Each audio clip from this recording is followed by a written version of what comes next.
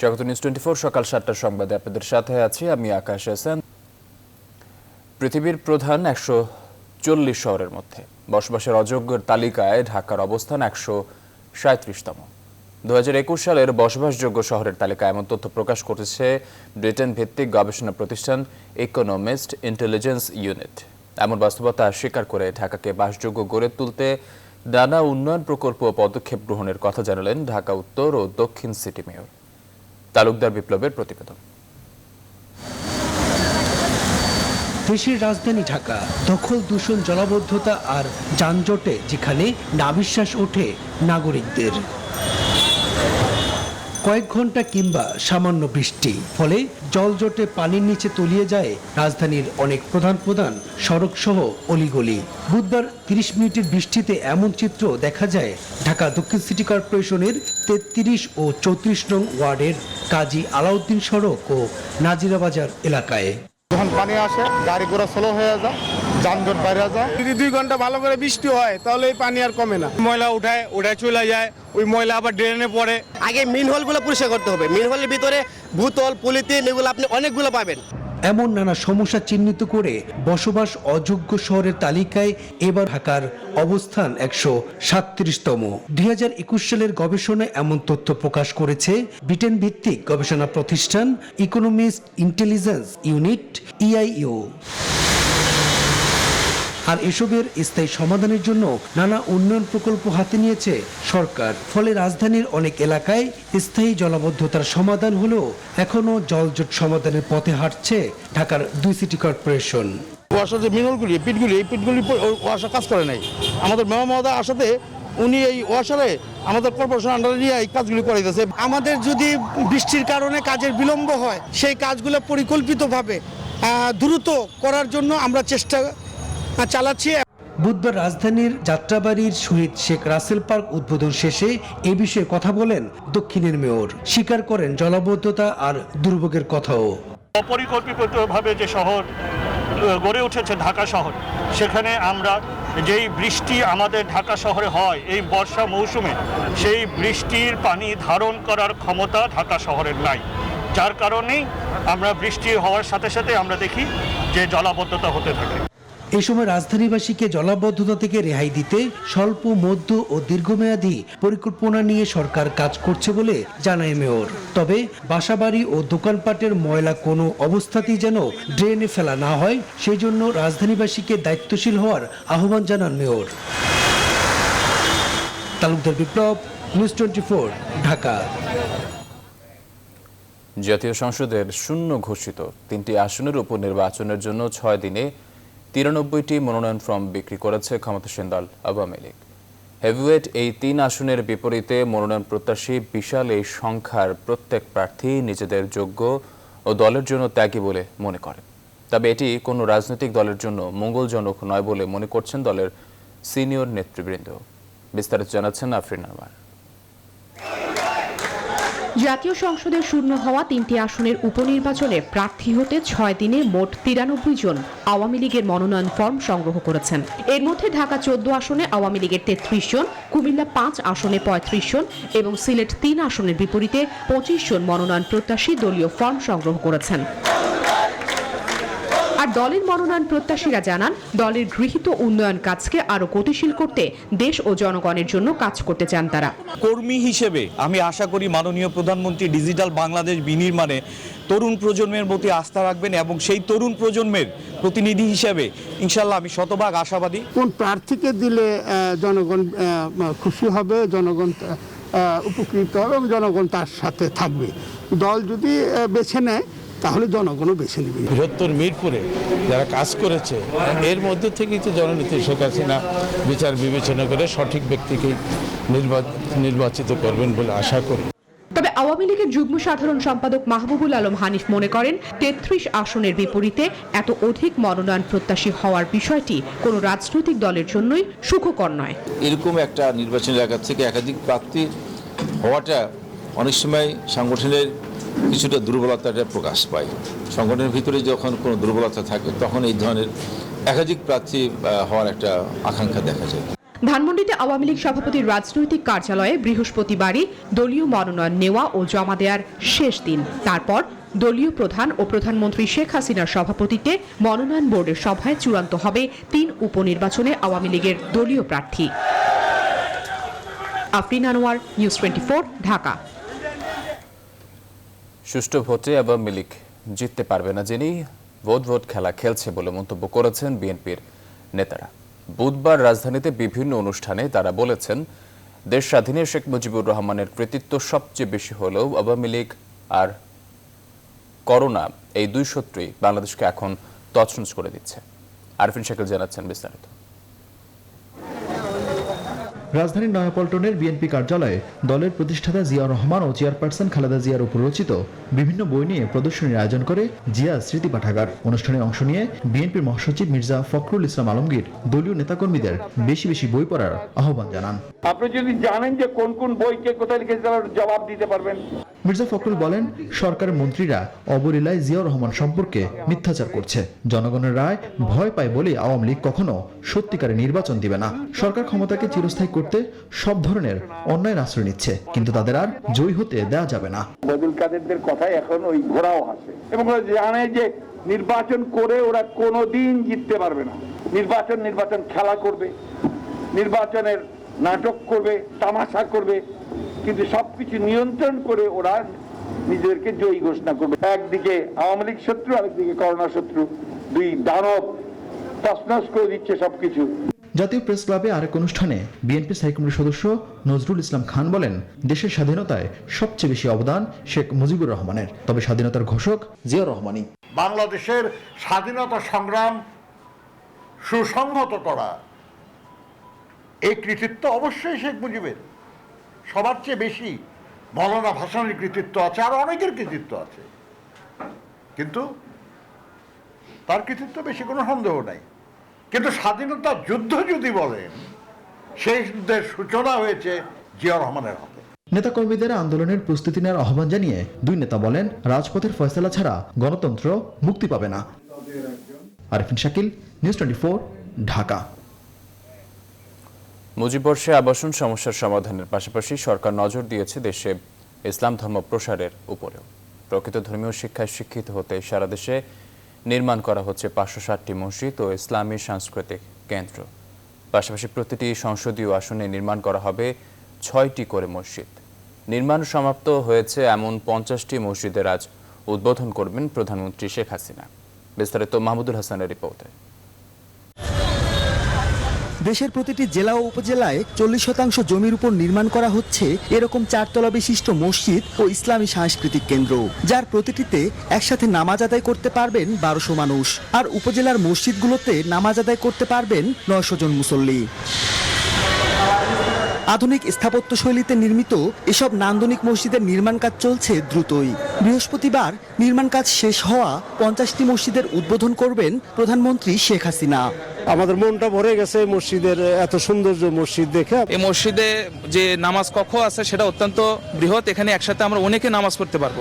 অত্যাধুনিক এসব ভবনে থাকছে হজ নিবন্ধন, ইমাম মুয়াজ্জিনের ট্রেনিং সেন্টার, শিশুদের আরবি শেখার সুযোগ। এছাড়া থাকবে হেফজোখানা, যেখানে প্রতি বছর তৈরি হবে 14,000 নতুন হাফেজ। এখানে শুধু নামাজ নয়, নামাজের পাশাপাশি এখানে ইমামদের প্রশিক্ষণের ব্যবস্থা আছে, বিদেশি পর্যটকদের জন্য আবাসনের ব্যবস্থা আছে, ইমাম মুয়াজ্জিনদের জন্য আবাসনের ব্যবস্থা আছে, মাদ্রাসা এখানে থাকবে, মহিলাদের নামাজের জন্য আলাদা ব্যবস্থা থাকবে। এই মসজিদগুলোকে কেন্দ্র করে আমরা একটা সুন্দর, একটা চরিত্রবান, একটা সমাজ গঠনে এই মসজিদগুলি অবদান রাখবে। এছাড়াও মাদ্রাসার জন্য নেওয়া হয়েছে এ যাবৎকালের সবচেয়ে বড় প্রকল্প। ধর্মীয় গোঁড়ামিমুক্ত প্রকৃত ইসলামী শিক্ষায় এসব প্রতিষ্ঠান ভূমিকা রাখবে এমন আশা আলেমদের। পদ্মা সেতুর পর দেশীয় অর্থায়নে সবচাইতে বড় এই মডেল মসজিদ প্রকল্প। মানিকগঞ্জের এই মসজিদটির মতো সারা বাংলাদেশে নির্মাণ করা হচ্ছে 560টি মসজিদ। এসব মসজিদ দেশে ইসলামী শিক্ষার প্রসারে বিশেষ অবদান রাখবে, এমনটাই প্রত্যাশা দেশের আলেম সমাজের। মাহমুদুল হাসান, নিউজ 24, মানিকগঞ্জ। বিএনপির বহুদলীয় গণতন্ত্র ছিল বহুদলীয় তামাশা, এমন মন্তব্য করেছেন আওয়ামী লীগের সাধারণ সম্পাদক ওবায়দুল কাদের। বুধবার নিয়মিত ব্রিফিংয়ে তিনি বলেন, ক্ষমতায় যেতে ফখরুল সাহেবরা রঙিন চশমার ফাঁক দিয়ে রঙিন খোয়াব দেখছেন। গণতন্ত্র ছিল বহুদলীয় তামাশা।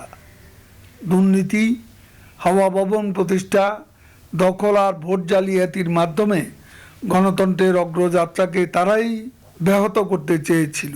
বিএনপি কি নির্বাচনের মাধ্যমে ক্ষমতার পরিবর্তন চায়? তারা তো গণঅভ্যুত্থানের মাধ্যমে সরকার পরিবর্তনের দুঃস্বপ্ন দেখছে। আন্দোলনের নামে সহিংসতা সৃষ্টি করে গোলা পানিতে মাছ শিকার করতে চায় বিএনপি। এবারে করোনা পরিস্থিতির খবর। দেশের সীমান্তবর্তী জেলাসহ উত্তর ও দক্ষিণ পশ্চিমাঞ্চলে করোনায় সংক্রমণ রীতিমতো ভয়ঙ্কর রূপ নিচ্ছে। প্রতিদিনই বাড়ছে শনাক্ত মৃত্যু। গত 24 ঘন্টায় খুলনা ও রাজশাহী মেডিকেলে মারা গেছে 17 জন। সংক্রমণ রোধে বিধিনিষেধ আরোপ করলেও তাতেও মানুষের সাড়া কম। প্রয়োজনে অপ্রয়োজনে ঘর থেকে বের হচ্ছেন অনেকেই। উপেক্ষিত হচ্ছে স্বাস্থ্যবিধি ও সামাজিক দূরত্ব। স্বাস্থ্য সংশ্লিষ্টরা বলছেন, পরিস্থিতি নিয়ন্ত্রণে এখনই কার্যকর ব্যবস্থা নেওয়া না হলে ভয়াবহ পরিস্থিতি অপেক্ষা করছে সামনের দিনগুলোতে। প্রতিনিধিদের তথ্য ও চিত্রে ডেস্ক রিপোর্ট। ভারত সীমান্ত ঘেঁষা সাতক্ষীরায় করোনা সংক্রমণের হার এখনো ঊর্ধ্বগতি। প্রতিদিনই বাড়ছে করোনা আক্রান্ত রোগীর সংখ্যা। রোগী শনাক্তের হার গেল এক সপ্তাহে 50% বেড়ে দাঁড়িয়েছে 59.34%। অ্যাক্টিভ করোনা রোগী বর্তমানে সাতক্ষীরায় আছে 480 জন। সদর হাসপাতালে আমরা একটা করোনা ওয়ার্ড খুলেছি।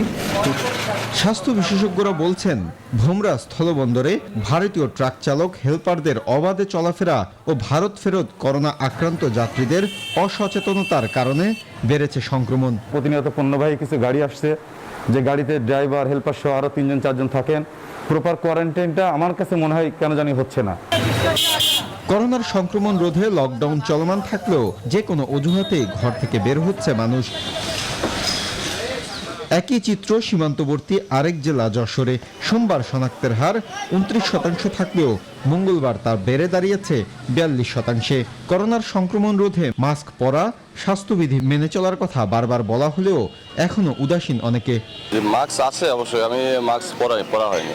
লকডাউন চলা অবস্থায়ও 30% মানছে, 70% মানছে না। গেল 24 ঘন্টায় কুষ্টিয়ায় নতুন করে 67 জনের করোনা শনাক্ত হয়েছে। শনাক্তের হার 33.5%। এ পরিস্থিতিতে 7 দিনের জন্য লকডাউন দেওয়ার কথা বলছেন স্বাস্থ্য বিশেষজ্ঞরা। নিয়ন্ত্রণহীন ঘোরাফেরা যদি এগুলো থাকে তাহলে সেই লকডাউনে কিন্তু খুব বেশি সফল হবে না। দিনাজপুরে গেল 8 দিনে 995 জন করোনায় আক্রান্ত হয়েছে। সংক্রমণ বেড়ে যাওয়ার মূল কারণ হিসেবে স্বাস্থ্যবিধি না মানার প্রবণতাকে দায়ী করেছেন সংশ্লিষ্টরা। Desk report, news 24। দেশের সীমান্তবর্তী জেলাগুলোতে করোনা সংক্রমণ রোধে স্বাস্থ্য অধিদপ্তর ঘোষিত বিধিনিষেধ শিথিল হলে পরিস্থিতি আরও খারাপ হবে। বুধবার করোনা বিষয়ক ভার্চুয়াল বুলেটিনে এই আশঙ্কা প্রকাশ করেছেন স্বাস্থ্য অধিদপ্তর। ভার্চুয়াল বুলেটিনে সংস্থার মুখপাত্র অধ্যাপক ডক্টর নাজবুল ইসলাম আরও জানান, 4 জুন থেকে দেশের সংক্রমণ বাড়ছে, যা গতকাল পর্যন্ত 12% বেশি হয়েছে। জয়পুরহাটে 25% বেশি, চাঁপাইনবাবগঞ্জে 29% বেশি এবং রাজশাহীতে 23% বেশি করোনা সংক্রমণ বেড়েছে। জানিয়ে তিনি বলেন, করোনা নিয়ন্ত্রণে সীমান্তবর্তী কিছু জেলায় স্থানীয় প্রশাসন কঠোর বিধিনিষেধ বাস্তবায়ন করছে। এদিকে স্বাস্থ্য অধিদপ্তরের প্রেস বিজ্ঞপ্তিতে জানানো হয়, একদিনে দেশে গেল 24 ঘন্টায় নতুন করে 36 জনের মৃত্যু হয়েছে করোনায়। শনাক্ত হয়েছে আরও 2537 জন। এই মুহূর্তে কোভিড-19 চলমান যে ঢেউ চলছে তার বিস্তার ঠেকাতে জনগণের সহযোগিতা এবং সচেতনতা অত্যন্ত জরুরি। কঠোর স্বাস্থ্যবিধি মানা, সার্বক্ষণিকভাবে বাইরে যদি মাস্ক পরা এবং সামাজিক দূরত্ব মেনে চলা এই মুহূর্তে আমাদের সবচেয়ে গুরুত্বপূর্ণ কাজ। খেয়াল করতে হবে, আমাদের দেশের জন্য এই প্রান্তিক জায়গাতে যদি ভ্যাকসিন হিসেবে আমরা সবচেয়ে বেশি গুরুত্বপূর্ণ কিছু ভেবে থাকি, সেটি হচ্ছে মাস্ক। এই মাস্কটাকে ভ্যাকসিন হিসেবে ব্যবহার করতে হবে। আমরা স্বাস্থ্য অধিদপ্তর থেকে সকলের সহযোগিতা একান্তভাবে কামনা করছি। কিন্তু আমাদের প্রান্তিক পর্যায়ে অথবা বর্ডার জায়গায় যেসব সংক্রমণ বৃদ্ধি পাচ্ছে তার ছায়া এখন এসে পৌঁছেনি। কিন্তু বর্ডার জায়গাতে অথবা প্রান্তিক জায়গাগুলোতে যদি সংক্রমণের মাত্রা বাড়তেই থাকে, তাহলে কিন্তু এই কেন্দ্রে অথবা সেন্ট্রাল জায়গাতেও ধীরে ধীরে কিন্তু খালি শয্যা কমে যাবে। বাংলাদেশকে করোনা সংক্রমণের দিক থেকে অতি উচ্চ ঝুঁকিপূর্ণ দেশের তালিকা রেখেছে Centers for Disease Control and Prevention, CDC। Bangladesh সহ মোট 61 দেশ এই তালিকায় রয়েছে। সিডিসি মহামারীর মধ্যে এসব দেশে ভ্রমণ না করার পরামর্শ দিয়েছে যুক্তরাষ্ট্রের নাগরিকদের। সংস্থাটি দেশগুলোকে মোট 4টি ভাগে ভাগ করেছে। ভাগগুলো হলো অতি উচ্চ ঝুঁকিপূর্ণ, মোটামুটি ঝুঁকিপূর্ণ ও নিম্ন ঝুঁকিপূর্ণ। বাংলাদেশের মধ্যে সবচেয়ে খারাপ অবস্থার দেশগুলোর মধ্যে রয়েছে। বাংলাদেশের পাশাপাশি সিডিসির অতি উচ্চ ঝুঁকির তালিকায় দক্ষিণ এশিয়ার দেশ ভারত, পাকিস্তান, নেপাল, শ্রীলঙ্কা, মালদ্বীপ, মিয়ানমারের নাম রয়েছে।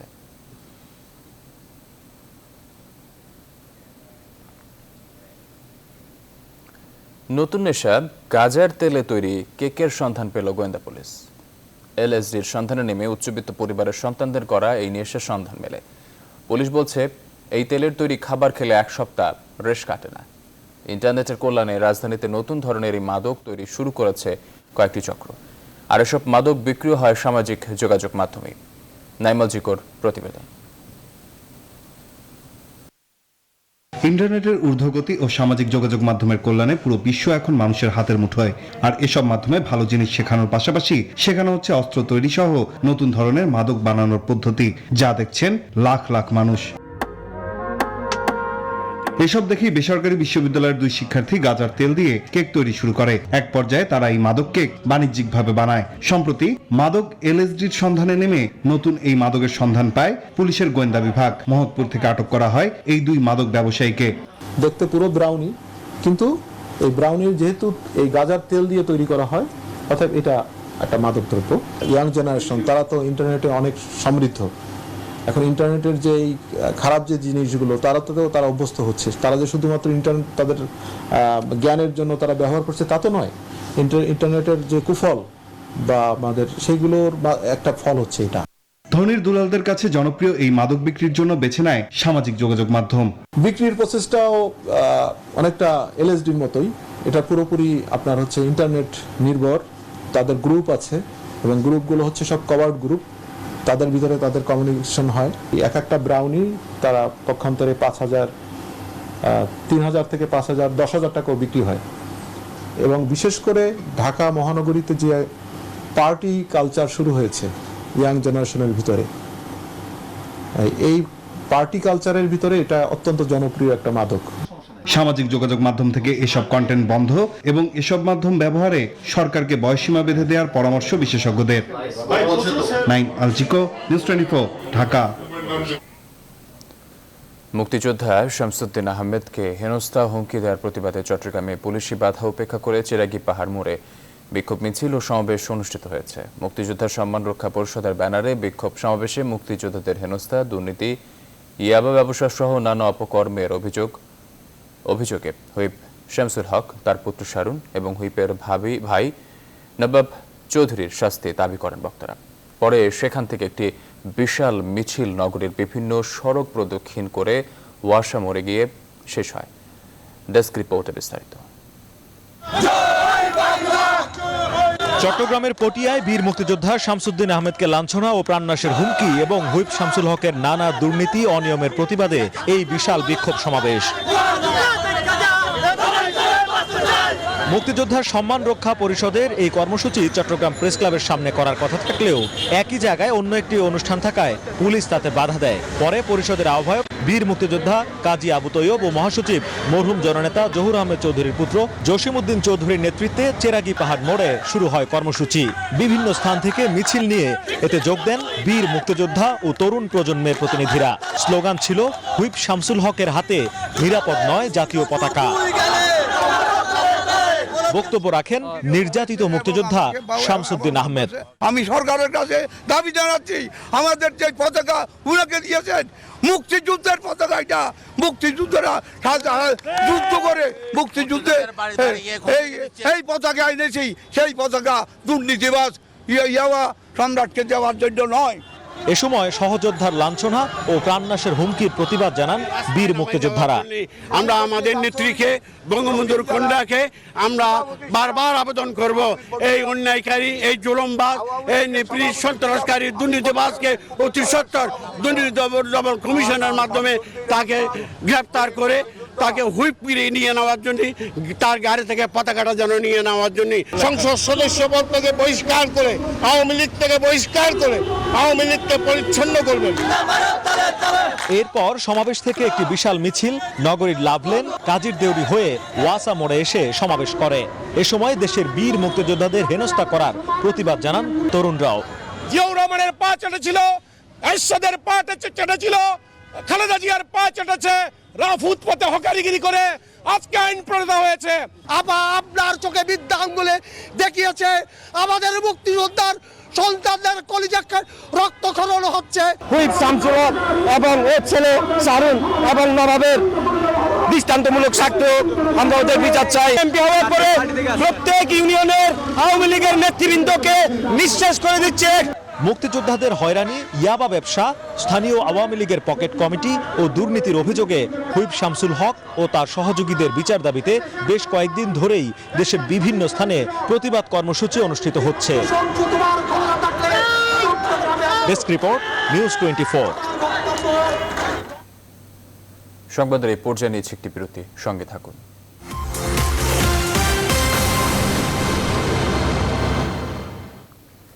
বিরতির পর আবারও স্বাগত সংবাদে। দিন, সপ্তাহ বা মাস নয়, 14 মাসেরও বেশি সময় ধরে বন্ধ দেশের সব শিক্ষা প্রতিষ্ঠান। চলমান করোনা বিধিনিষেধের সময়সীমা 16 জুন পর্যন্ত বাড়ানো হলেও শিক্ষা প্রতিষ্ঠান খোলার বিষয়ে সিদ্ধান্ত কি? পরিস্থিতি বিবেচনায় 13 জুন শিক্ষা প্রতিষ্ঠান খোলার কথা জানিয়েছিলেন শিক্ষামন্ত্রী। তথ্য বলছে, গত কদিনে ভয়াবহ আকারে বেড়েছে অঞ্চল ভিত্তিক করোনা সংক্রমণ। তাহলে কি আরও বাড়ছে শিক্ষা প্রতিষ্ঠানের ছুটি? যদিও সংক্রমণ বিবেচনায় এলাকা ভেদে শিক্ষা প্রতিষ্ঠান খোলার কথা বলছেন শিক্ষা সংশ্লিষ্টরা। আরও জানাচ্ছেন সজল দাস। চলমান নিষেধাজ্ঞার মেয়াদ 16 জুন পর্যন্ত বাড়লেও শিক্ষা প্রতিষ্ঠান বিষয়ে এখনও আসেনি নতুন কোনো সিদ্ধান্ত। গণমাধ্যমে শিক্ষামন্ত্রীর সবশেষ বক্তব্য অনুযায়ী করোনা সংক্রমণের হার 5% নিচে নামা সাপেক্ষে 13 জুন খুলে দেয়া হবে শিক্ষা প্রতিষ্ঠান। যদি অবস্থা অনুকূলে না আসে, আমরা নিশ্চয়ই মানুষের স্বাস্থ্য নিয়ে কোনো ঝুঁকি নেব না। স্বাস্থ্য অধিদপ্তরের তথ্য বলছে, গত এক সপ্তাহে দেশে করোনা শনাক্তের হার ওঠানামা করছে 10 থেকে 13% মধ্যে। সীমান্তবর্তী কয়েকটি জেলায় ভয়াবহ মাত্রায় বেড়েছে সংক্রমণের হার। পরীক্ষা বিবেচনায় যা পৌঁছেছে 30 থেকে 83% পর্যন্ত, যা উদ্বেগজনক বলেই মত কোভিড পরামর্শক কমিটির। আরো ভেবেচিন্তে দেখতে হবে, কারণ এখনো সংক্রমণ 5-এর নিচে আসেনি, সংক্রমণ ঊর্ধ্বমুখী এবং বিশ্ববিদ্যালয়ের ছাত্র, শিক্ষক, কর্মচারীদের এখনো টিকাদান কর্মসূচি শুরু হয় নাই। 5%-এর নিচে সংক্রমণ চলে আসলেই কেবল বিশ্ববিদ্যালয় কিংবা শিক্ষাঙ্গনগুলা খোলার চিন্তা ভাবনা করা যেতে পারে। কিন্তু আর কতদিন? দেশের শিক্ষা ব্যবস্থার ভবিষ্যৎ আর শিশু মনস্তত্ত্ব ভাবাচ্ছে শিক্ষা সংশ্লিষ্টদের। সংক্রমণ বিবেচনায় এলাকা ভেদে শিক্ষা প্রতিষ্ঠান চালুর কথা বলছেন এই বিশেষজ্ঞ। সরকারের উচিত হবে যে সমস্ত এলাকায় করোনা সংক্রমণের হার নগণ্য, চর, হাওর, বাওর প্রত্যন্ত অঞ্চলে, চা বাগান এলাকায়, সেখানে পরীক্ষামূলকভাবে শিক্ষা প্রতিষ্ঠান খুলে দিয়ে দেখা, তবে অবশ্যই স্বাস্থ্যবিধি মেনে স্থানীয় সরকারের সহযোগিতায় স্থানীয় প্রশাসন, স্থানীয় শিক্ষা প্রশাসনের দায়িত্বের অংশ হিসাবে এটা স্থানীয়ভাবেই নির্ধারণ করে শিক্ষা প্রতিষ্ঠান খুলে দেওয়া উচিত। করোনা প্রেক্ষাপটে গত বছরের 17 মার্চ থেকে প্রায় 1.5 বছর যাবৎ বন্ধ দেশের স্বাভাবিক শিক্ষা কার্যক্রম। সজল দাস, নিউজ 24, ঢাকা। দফায় দফায় ভূকম্পনের পর এবার সিলেট নগরের সব ভবন পরীক্ষা নিরীক্ষায় নামছে বিশেষজ্ঞ দল। পাশাপাশি ঝুঁকিপূর্ণ 24টি ভবনের বিষয়ে 1 মাসের মধ্যে নেওয়া হবে চূড়ান্ত সিদ্ধান্ত। নগর কর্তৃপক্ষ জানিয়েছে, এরই মধ্যে চিঠি দেওয়া হয়েছে বন্ধ থাকা 6টি মার্কেট সহ তালিকাভুক্ত ভবনের মালিকদের। সৈয়দ রাসেলের তথ্য ও ছবিতে ডেস্ক রিপোর্ট। সিলেটে কয়েক দফা ভূমিকম্পে ফাটল দেখা দিয়েছে বেশ কিছু ভবনে। ঝুঁকি কমাতে 10 দিন ধরে বন্ধ রাখা হয়েছে 24টি ঝুঁকিপূর্ণ ভবন। এরই মধ্যে সাময়িকভাবে বন্ধ করে দেওয়া হয়েছে 6টি বিপণী বিতান।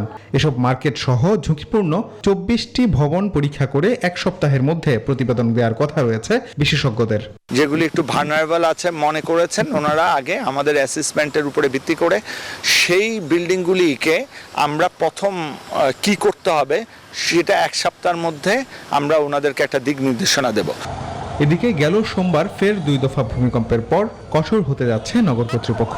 এরই মধ্যে ভবনগুলোর কর্তৃপক্ষের কাছে সুনির্দিষ্ট ব্যাখ্যা চেয়ে চিঠি দিয়েছে তারা। যদি ঝুঁকিপূর্ণ হয়ে যায় সেটাকে স্ট্রেংথেনিং করার জন্য রেট্রোফিটিং সিস্টেম আছে, আর রেট্রোফিটিং একটু খরচ। ওনারা যদি রেট্রোফিটিং করে বিল্ডিংটাকে ব্যবহার উপযোগী করতে পারে, সেখানে আর্থকুইক বিশেষজ্ঞ ইঞ্জিনিয়ার যদি আমাদেরকে একটা সনদ দেয় যে হ্যাঁ এটা এখন ব্যবহার করা যাবে, সেই ক্ষেত্রে তারা এটা ব্যবহার করবেন, নতুবা ওনারা এটা ভেঙে ফেলবেন। আমরা এই চিঠিটা ওনাদেরকে দিয়েছি। বারবার এমন ভূকম্পন ভাবিয়ে তুলেছে বিশেষজ্ঞদের। এমন বাস্তবতায় সম্ভাব্য দুর্যোগ মোকাবেলায় জরিপ করা হবে নগরীর সব স্থাপনা। ভবনগুলোর সক্ষমতা পরীক্ষা নিরীক্ষা করে আগামী 6 মাসের মধ্যে প্রতিবেদন দেবেন বিশেষজ্ঞরা। সেফ আরবান সিটি ডেভেলপ করতে হলে আমাদের প্রত্যেকটা বিল্ডিং অ্যাসেসমেন্ট করে ফেলতে হবে এবং যত তাড়াতাড়ি, এবং সেখানে আমরা ট্যাগ লাগিয়ে দেব কোন বিল্ডিংয়ের কি অবস্থা। এর জন্য আমরা সবাই মিলে সুন্দর একটা সিটি ডেভেলপ করে সবাই মিলে কাজ করব। সম্প্রতি গবেষণায় দেখা গেছে বিপজ্জনক ডাউকি ফন্ট লাইনে 6 মাত্রার বেশি ভূমিকম্পের সম্ভাবনা কম। দুর্যোগের এই মাত্রা ধরে নিয়েই কর্মপরিকল্পনা সাজানো হচ্ছে বলে জানিয়েছেন সংশ্লিষ্টরা। Desk report, news 24। 18টি পাহাড় কেটে নির্মিত চট্টগ্রামের ফৌজদারহাট বায়াজিৎ বাইপাস সড়ক পাহাড় ধসের শঙ্কায় 3 মাসের জন্য বন্ধ ঘোষণা করেছে সিডিএ। পরিবেশ অধিদপ্তর বলছে সিডিএ পরিবেশ অধিদপ্তরের নিয়ম না মেনে এই 4 লেন সড়ক নির্মাণ করায় মৃত্যুকূপে পরিণত হয়েছে এই বাইপাস। 6 কিলোমিটার দীর্ঘ এই সড়ক দিয়ে সীতাকুণ্ডের ফৌজদারহাট থেকে বায়াজিৎ হয়ে কক্সবাজার মহাসড়কে সহজে যেতে পারলেও পরিকল্পিত সড়ক না হওয়ায় অবশেষে বন্ধ করতে হয়েছে সিডিএকে, বললেন যাতায়াতকারীরা। চট্টগ্রাম থেকে আরো জানাচ্ছেন নয়ন বড়ুয়া। চট্টগ্রামের মূল শহর থেকে যানবাহনের চাপ কমাতে বায়েজিদ থেকে ফৌজদারহাট পর্যন্ত সংযোগ সড়কটি নির্মাণ করেছে সিডিএ। 6 কিলোমিটারের এই সড়ক নির্মাণে কাটা হয় 18টি পাহাড়। আনুষ্ঠানিক উদ্বোধন না হলেও গেল বছরের ডিসেম্বরে যান চলাচলের জন্য খুলে দেওয়া হয়। তবে হঠাৎ ভারী বর্ষণে খাড়া পাহাড়ে ধস হওয়ায় সড়কটি 3 মাসের জন্য বন্ধ করেছে সিডিএ। এই 3 মাস আমরা একটু এখানে রাস্তা বন্ধ রাখছি। এখন দেখা যাচ্ছে, সাম্প্রতিক সময় দেখা যাচ্ছে যে এটা একটা পর্যটন স্পট হয়ে গিয়েছে। এখানে অনেক লোক গাড়ি নিয়ে যায় এবং হাঁটাহাঁটি করে, ছবি তুলে। আমরা একটু এটা রিস্ক ভাবছি। পরিবেশ অধিদপ্তর থেকে 2.5 লাখ ঘনফুট পাহাড় কাটার অনুমোদন নিয়ে 10,30,000 ঘনফুট পাহাড় কাটার দায়ে 10 কোটি টাকা জরিমানাও গুনেছে সিডিএ।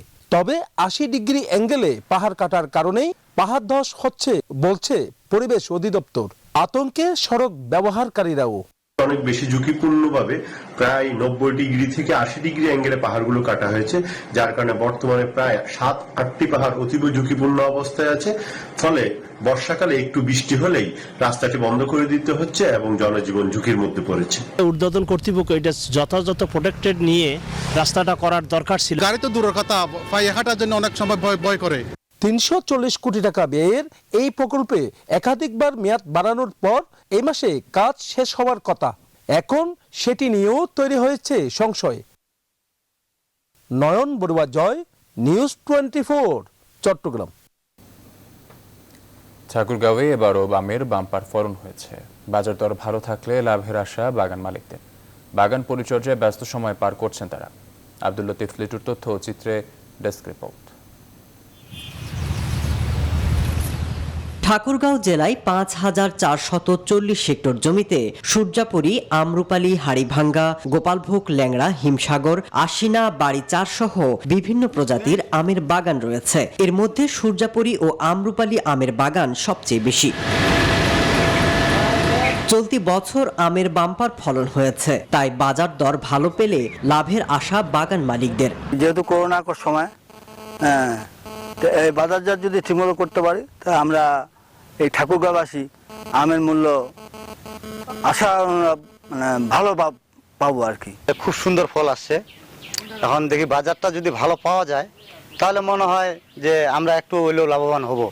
আমের ন্যায্য বাজার মূল্য সহ বাণিজ্যকরণে বিভিন্ন সহায়তার কথা জানিয়েছে কৃষি বিভাগ। ইতিমধ্যে আমাদের কৃষি সম্প্রসারণ অধিদপ্তর এই আম বাণিজ্যিকীকরণে বা এটা তাদের বিক্রয়ের জন্য যাতে কোনো সমস্যা না হয় সে ব্যাপারে আমরা পরামর্শ করছি। এদিকে ঠাকুরগাঁয়ে অবস্থিত এশিয়ার বৃহত্তম আম গাছটিতেও আমের ভালো ফলন হয়েছে। প্রায় 1 বিঘা জমি জুড়ে রয়েছে প্রায় 200 বছরের পুরনো এই আম গাছটি। ঠাকুরগাঁও জেলার বালিয়াডাঙ্গি উপজেলায় সূর্যপুরে আম গাছ বলা যায় শুধু রংপুর বিভাগে নয়, গোটা বাংলাদেশের একটা ঐতিহ্যবাহী আম গাছ। আমরা এটা সংরক্ষণের ব্যবস্থা নিয়েছি। গত বছর যেটুকু আম ধরেছে, এবার কিন্তু তার থেকে অনেক বেশি আম ধরেছে। চলতি বছর ঠাকুরগাঁও জেলায় ৭৫,০০০ মেট্রিক টন আমের ফলন লক্ষ্যমাত্রা নির্ধারণ করা হয়েছে। Desk report, news 24। মৌলিক সৃষ্টিকর্মের মালিকানা নিশ্চিত করতেই করা হয় কপিরাইট। যে কোনো লেখা, শিল্পকর্ম, সঙ্গীত, চলচ্চিত্র সহ মৌলিকভাবে তৈরি সবকিছু কপিরাইটের অন্তর্ভুক্ত।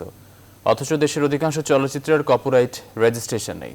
শুধু তাই নয়, সংশ্লিষ্টদের কাছে বিষয়টির গুরুত্ব কম। বুধবার রাজধানীর একটি হোটেলে অনুষ্ঠিত চলচ্চিত্র সংগঠন প্রযোজকদের কপিরাইট সোসাইটির বার্ষিক সাধারণ সভায় বক্তারা এসব কথা বলেন। এতে উপস্থিত ছিলেন চলচ্চিত্র প্রযোজক সমিতির সভাপতি খোরশেদ আলম খসরু, কপিরাইট সোসাইটির সাধারণ সম্পাদক ওল্ডার আফরিন রশনা সহ অনেকে। বক্তারা জানান, আগের চেয়ে এখন বেড়েছে কপিরাইট রেজিস্ট্রেশনের সংখ্যা।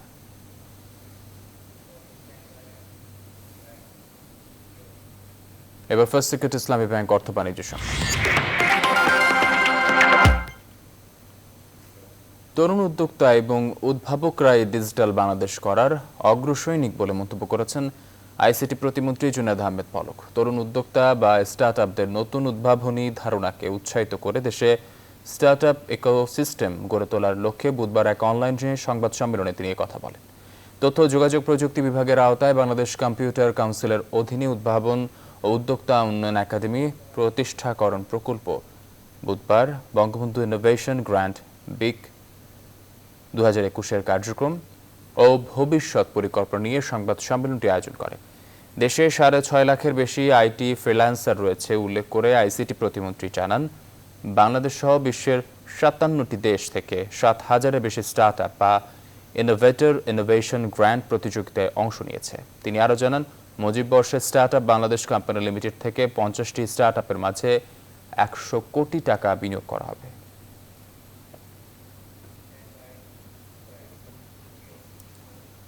দক্ষিণ কোরিয়ায় অর্থনীতি দ্রুত প্রসারের পাশাপাশি স্বাভাবিক অবস্থায় ফিরছে কর্মসংস্থানের হার। করোনা মহামারী পরবর্তী সময় প্রত্যাশার তুলনায় দেশটির অর্থনীতি দ্রুত পুনরুদ্ধার হওয়ার ফলেই খাতটির উন্নয়ন ঘটছে বলে জানিয়েছেন সংশ্লিষ্টরা। দক্ষিণ কোরিয়ার পরিসংখ্যান বিভাগের তথ্য অনুযায়ী গেল বছরের তুলনায় চলতি বছর তৈরি হয়েছে 6,19,000 কর্মসংস্থানের সুযোগ। মহামারীর ফলে ক্ষতি হওয়া অর্থনীতির 80%ই পুনরুদ্ধার করা সম্ভব হয়েছে বলে জানিয়েছে দেশটির অর্থ মন্ত্রণালয়।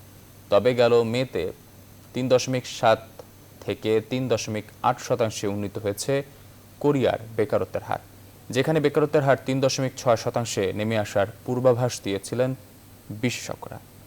দক্ষিণ কোরিয়ার কেন্দ্রীয় ব্যাংকের আরেকটি প্রতিবেদন অনুযায়ী 2021 সালের প্রথম প্রান্তিকে দেশটির অর্থনীতিতে প্রবৃদ্ধি হয়েছে 1.7%। করোনা মহামারীর কারণে খুচরা ও পাইকারি বিক্রির বাজার সবচেয়ে বেশি ক্ষতিগ্রস্ত হয়েছে বলে জানিয়েছে ব্লুমবার্গ।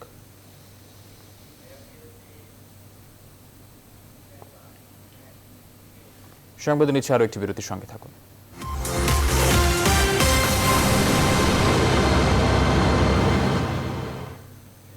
বিরতির পর আবারও স্বাগত সংবাদে। ঢাকা বিশ্ববিদ্যালয়ের ম্যানেজমেন্ট ইনফরমেশন সিস্টেমস বিভাগের অধ্যাপক ডক্টর আসিফুর রশিদকে 4 বছরের জন্য বেগম রোকেয়া বিশ্ববিদ্যালয়ের উপাচার্য পদে নিয়োগ দিয়েছে সরকার। আর এর ফলে উত্তরবঙ্গের এই অন্যতম প্রধান বিশ্ববিদ্যালয় থেকে আলোচিত অধ্যাপক নাজমুল হাসান কলিমুল্লাহর অধ্যায় শেষ হলো। নতুন নিয়োগ পাওয়া অধ্যাপক রশিদের আগে বিশ্ববিদ্যালয়টির কোষাধ্যক্ষ ছিলেন। প্রজ্ঞাপন অনুযায়ী আগামী 14 জুন থেকে তার উপাচার্যের মেয়াদকাল শুরু হবে।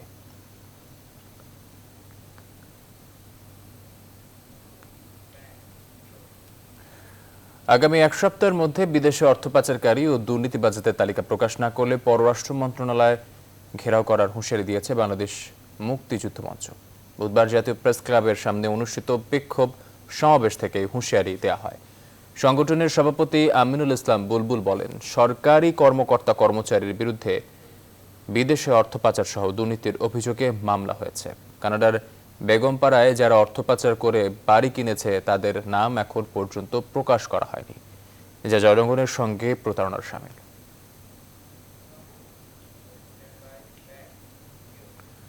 নওগাঁর বদলগাছির একটি হত্যা মামলার চূড়ান্ত রায়ে যাবজ্জীবন প্রাপ্ত 18 আসামির মধ্যে 16 জনকে খালাস দিয়েছেন সর্বোচ্চ আদালত।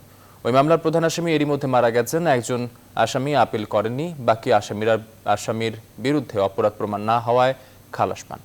মামলার এজাহার থেকে জানা যায় 1994 সালে পুকুরে মাছ ছাড়াকে কেন্দ্র করে নুরুল ইসলাম নামে এক চিকিৎসকের লাইসেন্স করা পিস্তলের গুলিতে টগর নামে এক যুবক নিহত হন।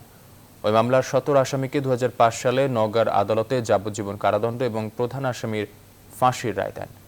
পরে উচ্চ আদালতে আপিল করলে ফাঁসির সাজা কমিয়ে যাবজ্জীবন করা হয়। বাকি 16 জনের সাজা না কমানোয় সর্বোচ্চ আদালতে আপিল করেন তারা।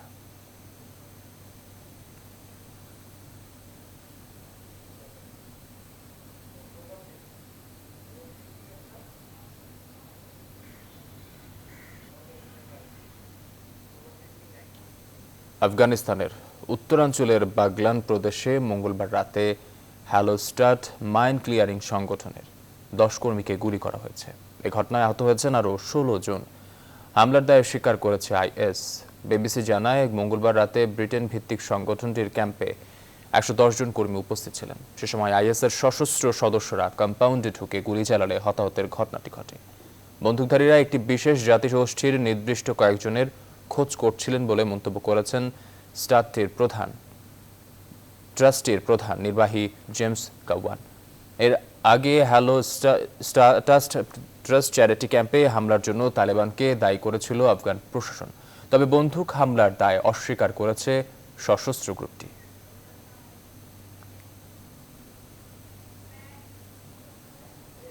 আজ বৃহস্পতিবার বছরের প্রথম বলয়গ্রাস সূর্যগ্রহণ হবে। পৃথিবী ও সূর্যের মাঝখানে চলে আসবে চাঁদ। ফলে অন্ধকারে ঢাকা পড়বে সূর্যের প্রায় 94.3%।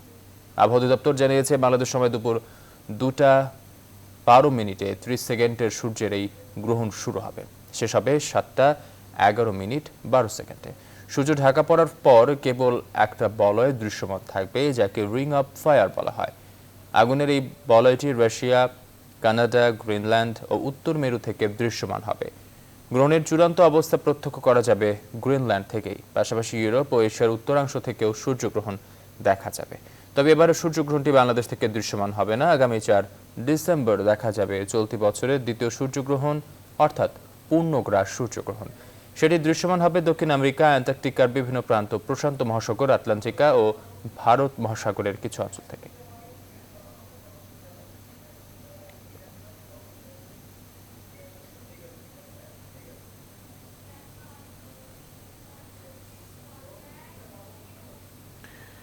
করোনা পরিস্থিতি উল্লেখযোগ্য উন্নতি ঘটেছে জার্মানি সহ ইউরোপের অন্যান্য দেশগুলোতে। এছাড়া গরম বাড়ার সাথে সাথে স্বাভাবিক হচ্ছে জীবনযাত্রা। বাড়ছে স্থানীয় সহ জার্মানিতে বসবাসরত প্রবাসীদের মধ্যে টিকা নেওয়ার প্রবণতা। জার্মানি থেকে অনামিকা বড়ুয়ার পাঠানো তথ্য চিত্রে নাহিদ জিহানের ডেস্ক রিপোর্ট। জার্মানিতে বেশ দ্রুত গতিতে কমছে করোনা ভাইরাসের সংক্রমণ। দিন যতই যাচ্ছে ততই অ্যাঙ্গেলা মার্কেল সরকারের টিকা প্রদান কার্যক্রমে আগ্রহ বাড়ছে সাধারণ নাগরিক সহ দেশটিতে বসবাসরত প্রবাসীদের। বিধিনিষেধ শিথিলতার অংশ হিসেবে জার্মানির সঙ্গে প্রতিবেশী দেশ ফ্রান্স, স্পেন, অস্ট্রিয়া, চেক রিপাবলিক, ইতালি, গ্রিস, ডেনমার্কে কঠোর লকডাউন থেকে স্বাভাবিক জীবনে ফিরতে শুরু করেছে। আর এতে স্বস্তি ফিরেছে প্রবাসীদের মধ্যে। জার্মান সরকার নেক্সট মাসের 4 তারিখ থেকে সবকিছু ওপেন করে দিচ্ছেন। আমরা আশা করি ইনশাআল্লাহ সবাই স্বাভাবিক জীবনে ফিরে আসবো। তবে এই জিনিসটাকে স্বাভাবিক করতে হলে আমাদের সর্বপ্রথম যে জিনিসটা প্রয়োজন সেটা হচ্ছে আমাদেরকে ভ্যাকসিনের আওতায় আসতে হবে। এদিকে গ্রীষ্মের শুরুতেই নতুন করে আতঙ্ক ছড়াচ্ছে করোনার ডেল্টা ভ্যারিয়েশন। এরই মধ্যে ভাইরাসটি ব্রিটেনের পর জার্মানিতেও ছড়িয়ে যাবে এমন আশঙ্কায় রয়েছেন দেশটিতে বসবাসরত প্রবাসীরা। দীর্ঘ প্রায় 9 মাস যাবত আমরা বাঙালিরা কর্মসংস্থান যেতে পারছি না, কাজ করতে পারছি না। সো এটা আমরা আস্তে আস্তে এখন কাজে ফিরে যেতে পারবো এই টিকা আওতার মাধ্যমে। তবে জার্মান স্বাস্থ্য অধিদপ্তরের মতে ডেল্টা ভ্যারিয়েন্টকে রুখতে হলে জনসাধারণের টিকার আওতায় আসা ছাড়া কোনো বিকল্প নেই। নাহিদ জিহান, নিউজ 24। মালয়েশিয়া বাংলাদেশ দূতাবাসে করোনা আক্রান্ত শনাক্ত হওয়া এখন থেকে পাসপোর্ট সংগ্রহ করতে হবে ডাকযোগে। মালয়েশিয়ার চলমান 2 সপ্তাহের কড়া লকডাউনের মাঝে প্রবাসীদের কথা চিন্তা করে পাসপোর্ট সেবা কার্যক্রম চালু রেখেছে বাংলাদেশ দূতাবাস।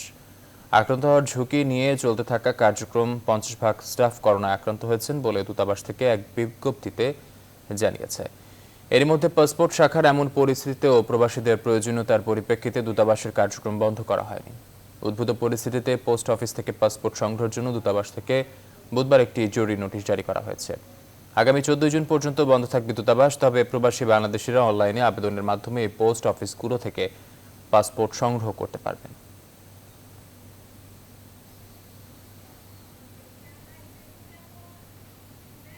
ফিদে ওয়ার্ল্ড কাপ দাবার বাছাই।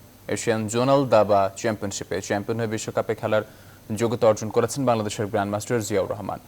জিয়া অপরাজিত চ্যাম্পিয়ন হয়েছেন 9 খেলায় 8 পয়েন্ট পেয়ে 7.5 পয়েন্ট নিয়ে grandmaster Enamul Hossain Rajib runner up হয়েছেন। বুধবার রাজীব শেষ রাউন্ডে শ্রীলঙ্কান 22 রেটিংধারী দাবরুর সঙ্গে ড্র করেন। আর 2019 সালে জাতীয় চ্যাম্পিয়নশিপে নিয়াজ মোর্শেদ চ্যাম্পিয়ন হওয়ায় তিনি সরাসরি খেলবেন আসন্ন রাশিয়া বিশ্বকাপে। এশিয়ান জোনাল চ্যাম্পিয়ন হিসেবে জিয়া তার সঙ্গী হবেন। বাংলাদেশ থেকে প্রথমবারের মতো বিশ্বকাপ দাবায় দুজন অংশ নিচ্ছেন। পঞ্চমবারের মতো বিশ্বকাপ নিশ্চিত করলেন জিয়াউর রহমান। আগামী 10 জুলাই ফিদে ওয়ার্ল্ড কাপ দাবায় জোন 3.2 পক্ষে অংশগ্রহণ করবেন তিনি।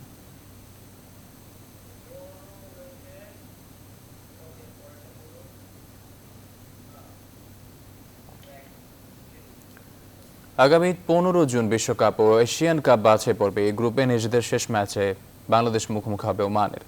এই ম্যাচকে সামনে রেখে জিম সেশনের পর অনুশীলনে অংশ নিয়েছেন জেমিডের শিষ্যরা।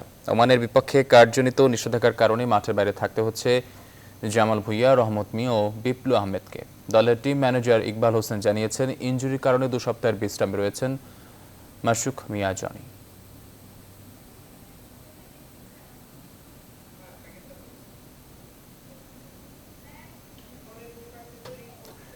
শেষ করব ঢাকা মাওয়া এক্সপ্রেসওয়ের খবর দিয়ে। পুরোটাই পাল্টে গেছে দেশের অন্যতম প্রধান সড়ক ঢাকা মাওয়া মহাসড়ক। ঢাকার সাথে দক্ষিণের জেলার সংযোগকারী সড়কে এখন আর সেই দুর্ভোগ নেই। সেখানকার খবর সরজমিনে জানাবেন সহকর্মী প্লাবন রহমান। প্লাবন, আপনার কাছে জানতে চাচ্ছি, পদ্মা সেতুমুখী সড়কটির যান চলাচল চিত্র জানাবেন আমাদের, কি দেখছেন, বাস্তব চিত্র তুলে ধরবেন।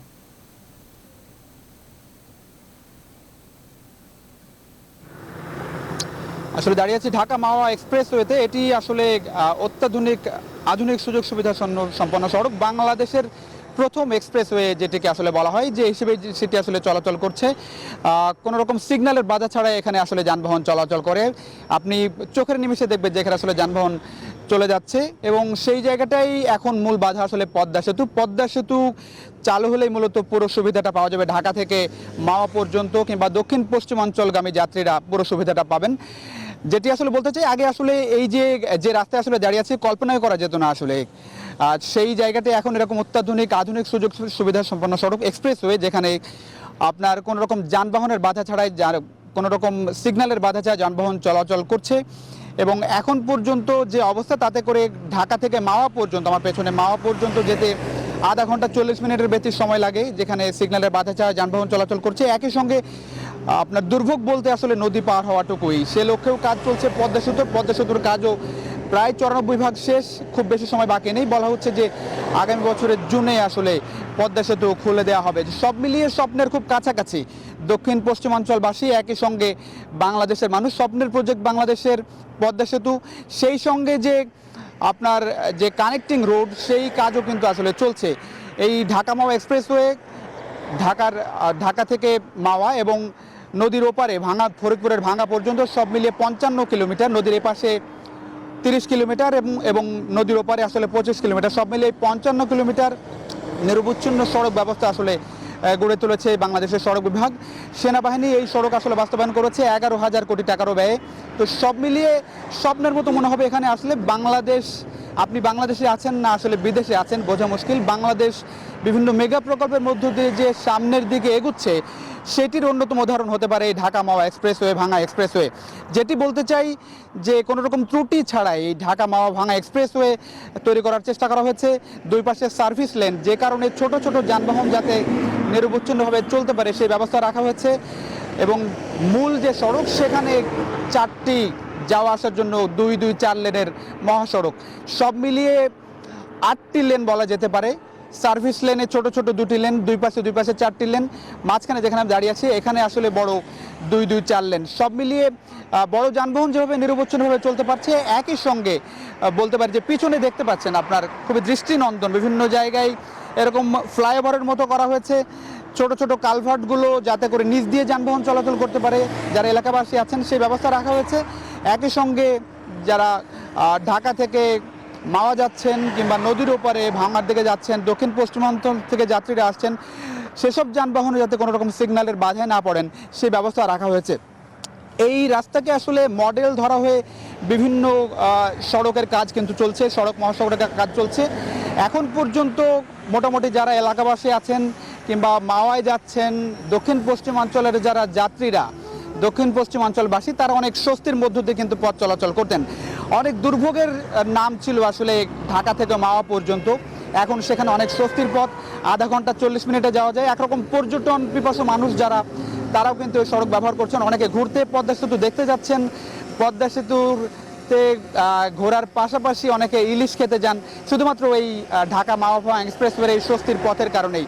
তো সব মিলিয়ে বাংলাদেশে যেগুচ্ছে, একই সঙ্গে পদ্মা সেতু চালু হলে বাংলাদেশের জিডিপি যেমন বাড়বে, অর্থনীতি যেমন অনেক বেশি গতিশীল হবে, সেক্ষেত্রে বাংলাদেশের দক্ষিণ পশ্চিমাঞ্চলের সঙ্গে রাজধানীর যে বাধা ছিল, একটা বড় ধরনের দুর্ভোগের নাম ছিল এই যাতায়াত, সেখানে কিন্তু বড় ধরনের যোগসূত্র তৈরি হবে।